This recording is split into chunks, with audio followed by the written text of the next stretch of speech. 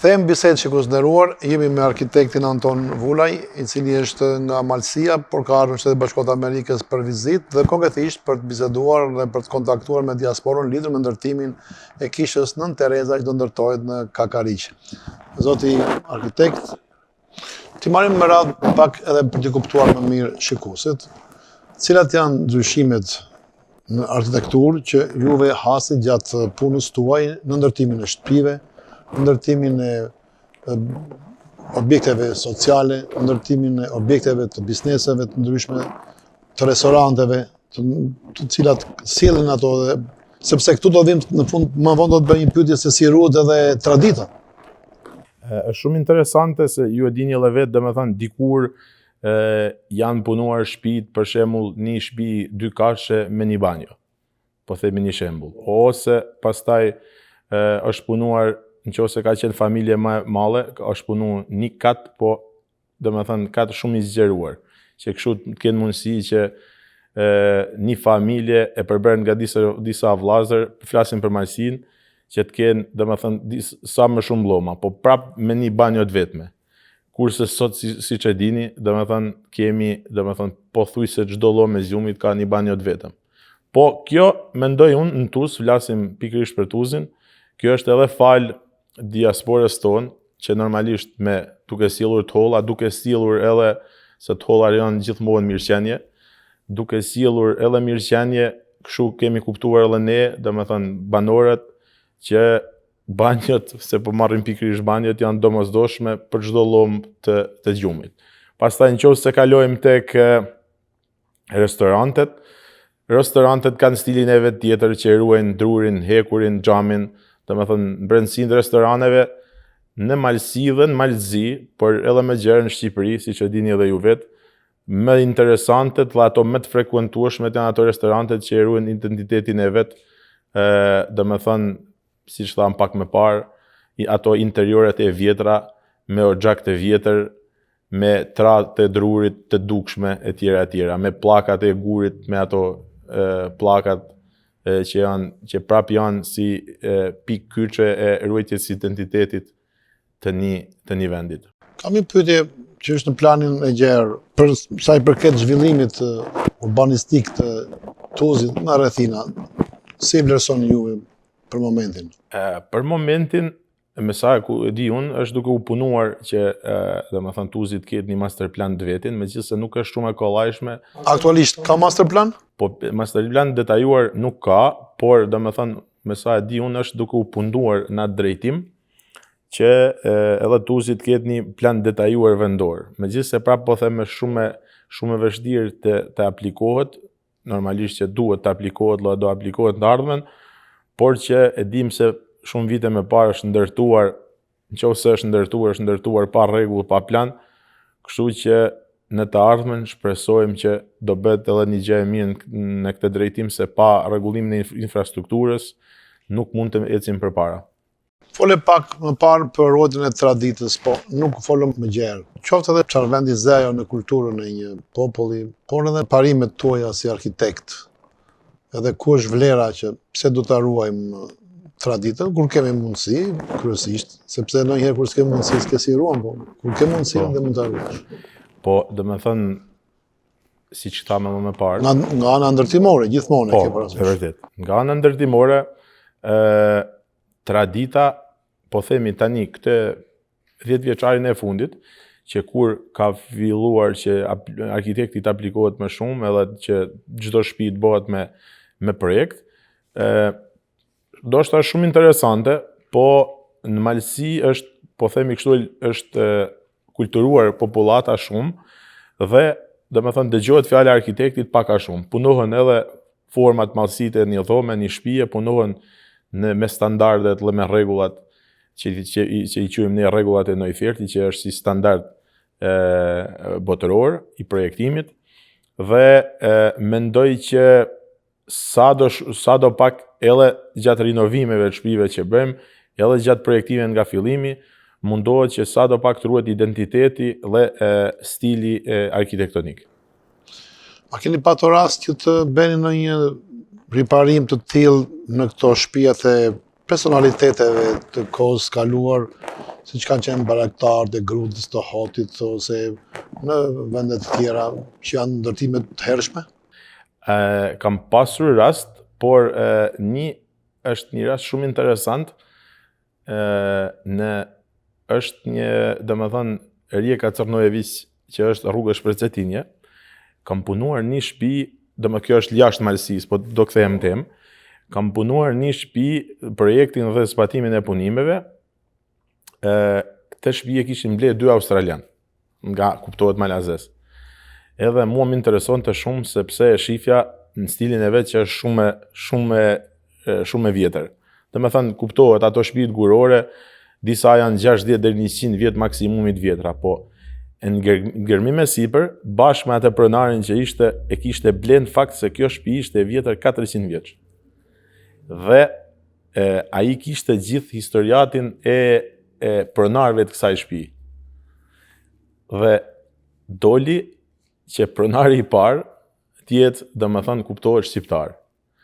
Nuk mund ta them tani, domethënë direkt se kush e si, po është, domethënë ishte, kjo tregon pastaj edhe identitetin dhe shtrirjen e shqiptarëve, që domethënë deri tek Rijeka Crnojevic, ose siç e quajmë ne, domethënë një zonë që kuptohet edhe ajo ka qenë zonë shqiptare. Po, domethënë komplet këtë shtëpi që e kemi bërë si rinovim, deri në momentin përfundues, kur e kemi përfunduar, domethënë bashkë me pronarët si australian, që janë pak normalisht shumë kërkues, jemi munduar të ruajmë çdo gur, çdo rras, ishin rrasat, domethënë tavani që i themi ne, ishin rrasat që sipas tij ishin 100 vite të vjetra. Pastaj gjithashtu tërat e sipërme, 2 nga tërat që kemi rinovuar, që i kemi ndrruar, ishte sjell pronari nga Australia, bashkë me mobiljet e tjera, dhe kështu jemi munduar që të ruajmë identitetin e saj sa më të pastër dhe sa më të thellë. Aq më shumë e kemi bërë edhe më me qejf, sepse, siç u thash, në historiatin e letrave që kishte pronari, kishte dalë që pronari i parë ishte shqiptar. Po ky Liçi Vezaj, ky miku tim që ka bërë riparimin e shtëpisë të baraktarit të Grudës, e ke parë? Ke patur mundësi në Këshev ta shikosh? Po, e kam parë. Mendoj që raste të tilla duhet të ketë edhe më shumë, sepse në Është ndërtuar ajo sipas traditës pashme? Pothuajse po. Domethënë raste të tilla, si ajo që përmendet ju, ka plot në Malësi. Kemi kulla tjera, kemi shtëpi të vjetra që unë për mendimin tim duhet të ruhen domosdoshmërisht. Siç është bërë tani kohë të fundit kulla e baraktarit të Hotit Çunmulajve. Çunmulajve. Po ka edhe shumë shtëpi tjera që kanë, po ti pyesësh vjetrit, kanë një rëndësi shumë të madhe.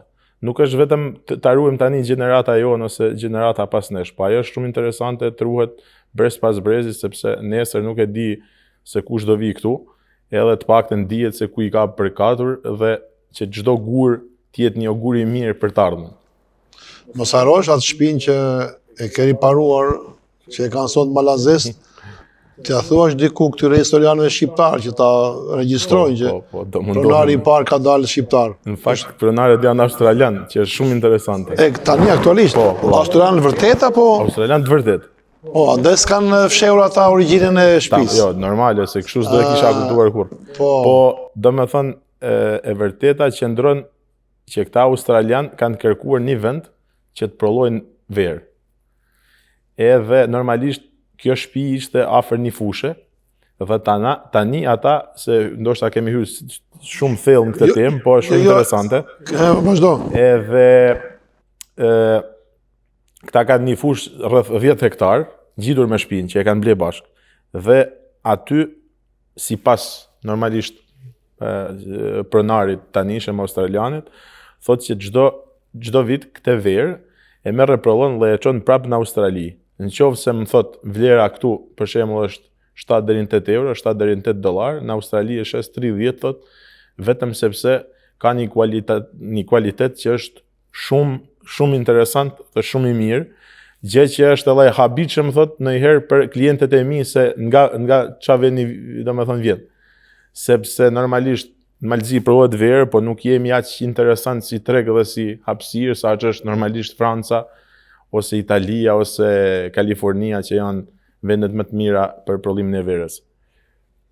Ti që ke djalë i mirë, jo vetëm arkitekt i mirë, po tani megjithëse je pra më le përshtypjen që je një djalë i komunikueshëm edhe shumë serioz, të t'jap mundësinë tani që edhe biznes pse mos bësh, mund t'ju thua shqiptarëve, kamera është për juve, t'ja shpjegosh, në qoftë se dikujt i lind dëshira për të ndërtuar një shtëpi në Malsi nga diaspora.